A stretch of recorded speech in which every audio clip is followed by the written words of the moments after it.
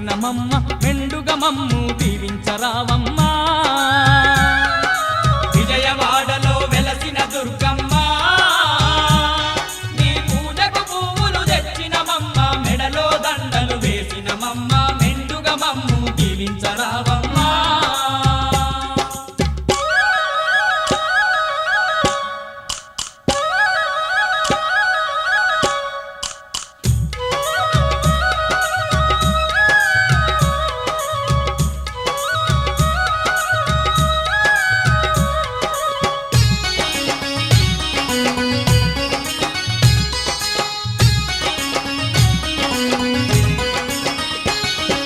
పూలు పండ్లతో పూజలు నీకు అన్న పూజలతో అర్చన నీకు